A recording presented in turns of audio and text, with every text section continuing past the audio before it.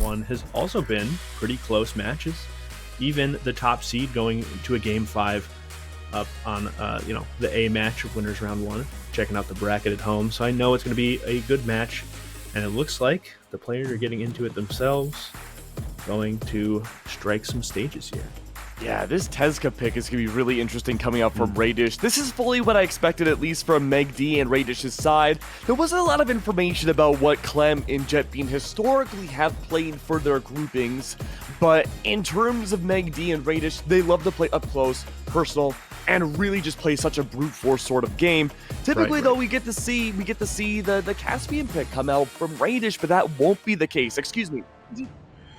3, 2, He's out the Caspian here.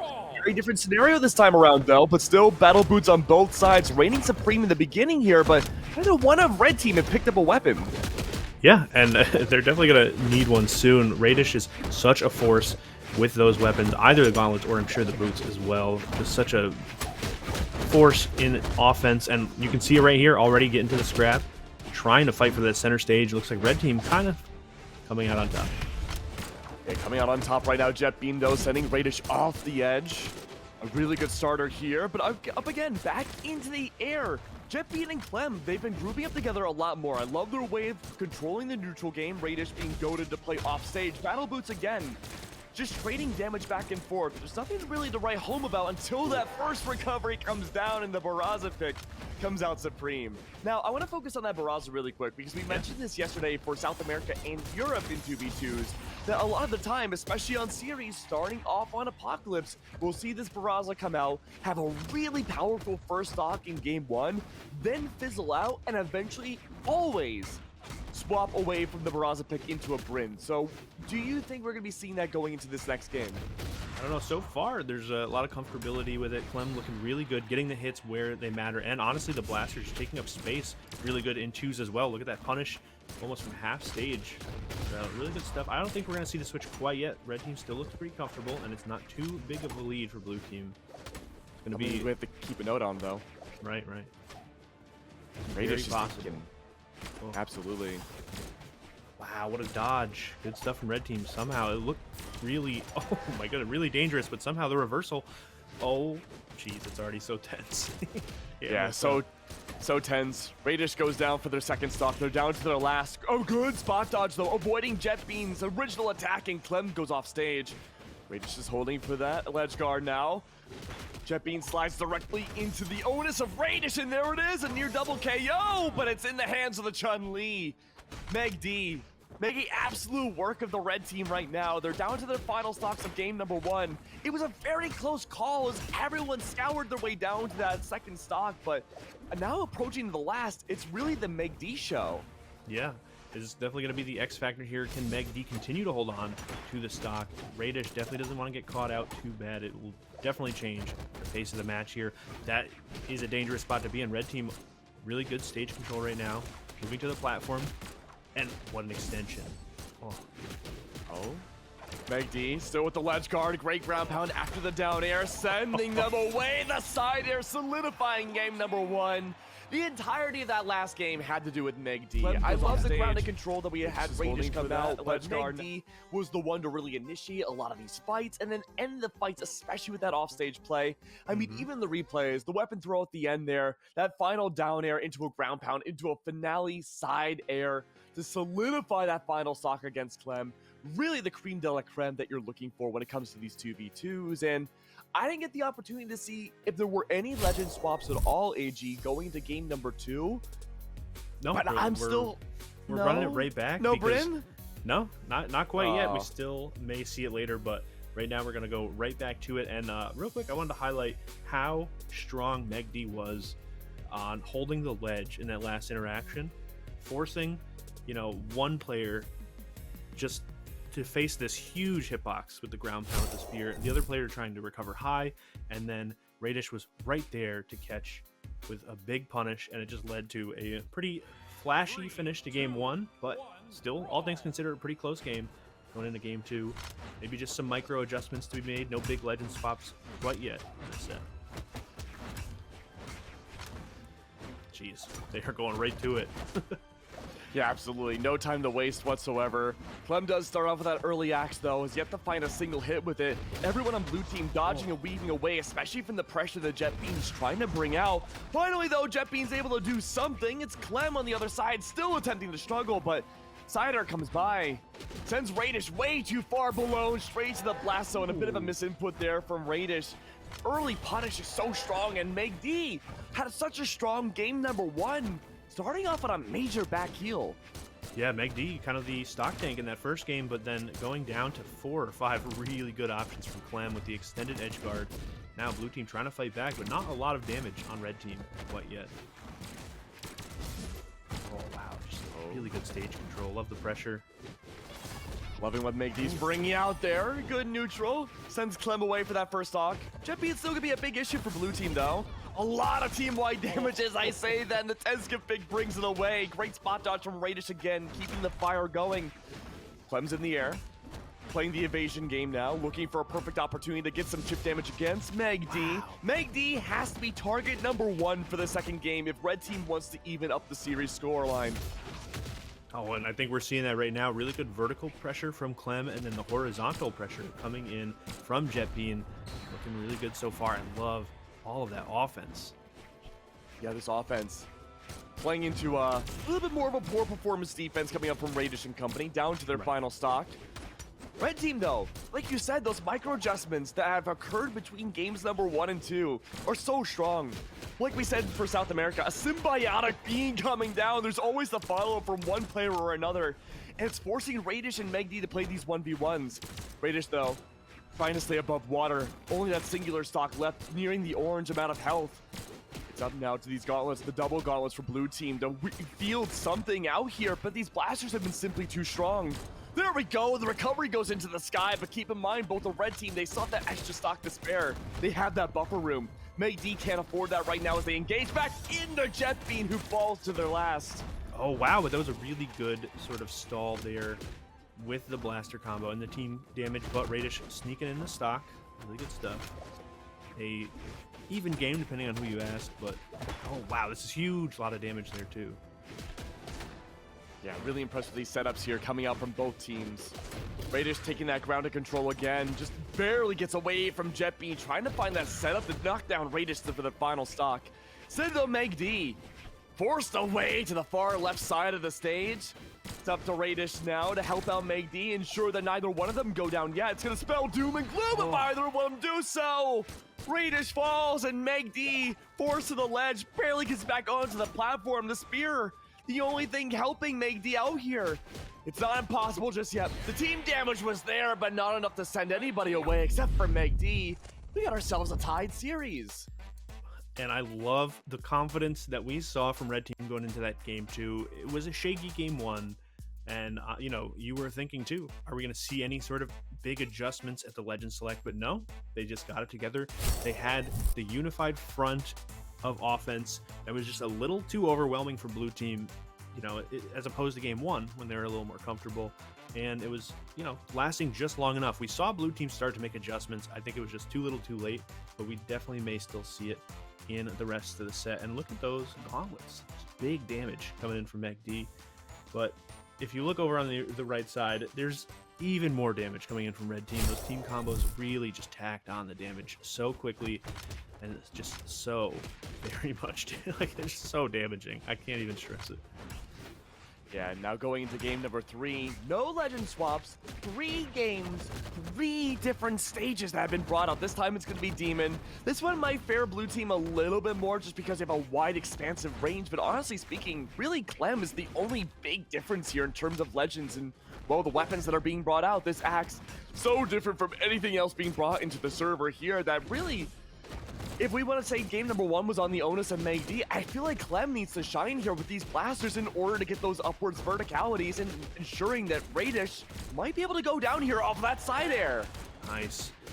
Oh my goodness, and what a capitalization. The 2v1 2. Red Team looking so good right now. Again, all on Clem right now. This is the perfect stage to bring out the blasters. And while Clem has found a lot of damage with the blasters in the last 2 games before this, we never saw the opportunity for a large amount of setups that Clem could really use. Fortunately, as I say that though, Clem can't quite find the recovery, and so does the other member of Red Team. They both fall. It's almost a reset again. Oh, and this could have been a huge opportunity, but Red Team making it out of that. Back to the fight for neutral here. The axe getting picked up, but still punished. Blue Team trying to keep that pressure on with the gauntlets and the boots. Finally, an opening. Okay, nice. Love the vertical pressure there. Oh, but look at Clem. The highest amount of defense of anybody in the server here. Already forced down to that very deep catch-up red. And as we're saying that, Raydish taking a wealth of damage actually goes down to their final stock. We're focusing so much on Clem and what they should be bringing out into this next game, that really Blue Team are losing that stride yet again. This battle boots, the gauntlet combo, they have not been able to get even close to Jet Beam without any sort of damage from Clem on the other side. Oh, and the capitalizations too. Jet being so good at picking up exactly where Clem leaves off. It's pretty tough. Finally, though, Raydish with a little bit of a response. They need to get something going here in this 2v1. The gauntlet pickup, pretty huge.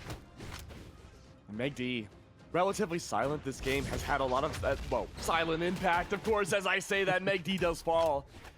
But I can't wait to see what kind of stats, especially with the gauntlets, that Meg is going to bring out at the end of this next game. Because again, a lot of silent impact, lots of chip damage, really reliant on Raydish to be the finisher of these stocks. But if Raydish is being targeted so much by someone like Clem and Jet Beam in different combos, there's no safe place for Raid to even begin setting up for this final stock. It's a complete blender everywhere you go. megD with the ledge guard shoves away on Jet Beam, and Raydish is there to follow up. But still, Jet Beam through all of that almost survives, and megD is there for a third follow-up into the finale. It's Jet Beam to follow, and now Clem is struggling to find anything on the surface, and they eventually drown. What a solid comeback coming out from Blue Team, and again, the silent impact from megD. We gotta fast track to the stats, because I need to see how much gauntlet potential actually came out in that third game. Oh, we need to talk about that combo, though. This is like a 30-second or longer edge guard. Both members of Blue Team coming in to help, just putting their own little spin on it. It just looks so very perfect. What a wonderful combo. But there are the stats, and yeah, they definitely tell a story. And there they are. Oh, yeah. Oh, yeah. Well, one important thing to know is that we kept talking about the gauntlets, but it's actually megD having the most amount of spear damage they've had this entire series in that last game. True. Of course, a lot of that probably has to do with Demon just being a very, very long stage, and you're good to get those setups. But Miami's the opposite of Demon in that respect. The spear, and I feel the blasters are going to struggle a lot in 2v2s, and for megD and for Raydish, these gauntlets are going to reign supreme, but I'm focusing on the two Tezcas here. Battle boots on Miami, where the blast zones are so small, that is going to be the big game changer for either one of these teams to capitalize on. Definitely, and I was just going to talk about it. We may see it in action. That vertical pressure from the blasters could be dangerous too, but here we see the gauntlets coming in, and Raydish on the offensive. Oh my goodness, almost went for it all. There we go. Recovering to the sky, Jet Beam couldn't quite confirm against one, but there's that setup again! Gravity cancel, side sig, Clem does it again. Maybe one of the cleanest stock takedowns we've seen in the entirety of this set so far. Now keep in mind, this is only the first set of today. We have so much more to go through for both blocks up until the top 8. But Clem does fall. megD really good about holding on to this first stock, especially every single game.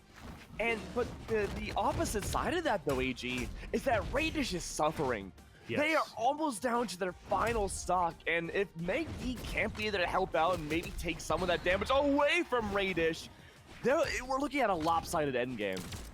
Yeah, we're sort of seeing the downside of the stock tanking from megD is those 2v1 situations when Raydish is stuck trying to fight off both members of the red team just lead to Raydish losing the stock early, and that's kind of been the story of the set. Raydish usually on 1 stock, megD on 3 or 2.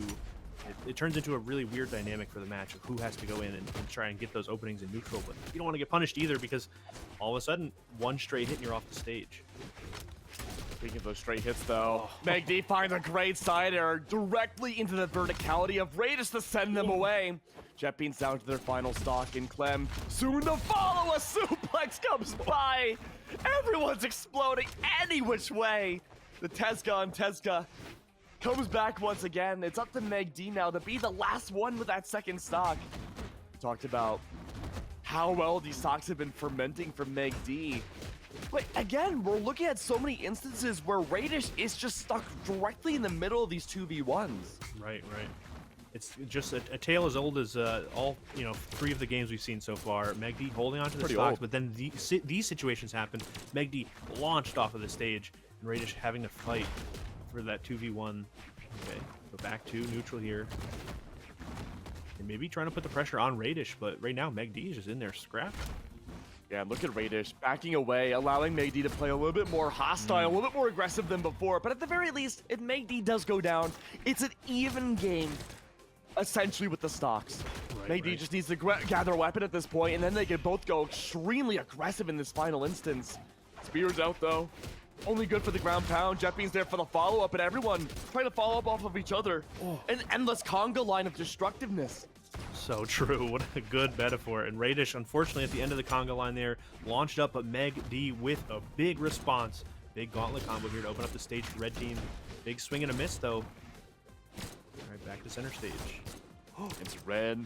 Every which way you look, AG. The ground and controls in the hands of red team, but it's Clem to fall. Possibly series stock off of the Barraza. JetBean's the only one left. Red all over for everybody else. All JetBean needs is 2 promising signatures to bring it to game 5. But just barely able to get back onto the stage. JetBean makes it look promising.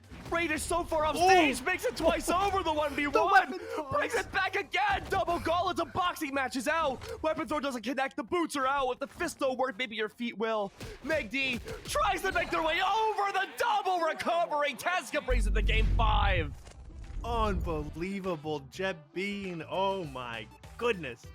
The amount of just courage it takes to go for that first offstage play to follow up right there, taking the stock off of Raydish, and then just immediate aggression, the weapon pickup, the follow-up, so many wonderful options. JetBean looking so good and looking real confident going into the game 5.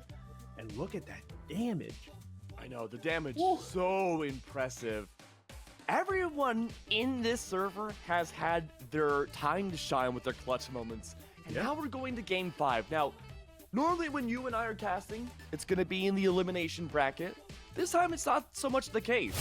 Either one of these teams, if they don't make it through this next game, they will be going down to the elim bracket. But in winners right now, get that buffer room. They're not out of the tournament, they lose here. But they certainly don't want to go through the entire gauntlet. They don't want to have that lower bracket demon run if they don't have to. They want a somewhat easier time to top 8. A little bit easier. Do you want to win one more match for top 8, or do you want to go through probably the most intimidating list of teams that I've seen in a long time? I think I'm going for that one and done in the winning side. But... I suppose. Well, let's see. We end it all here on Apocalypse. Perfect stage for that spear and those blasters to come through from Clem and megD once again.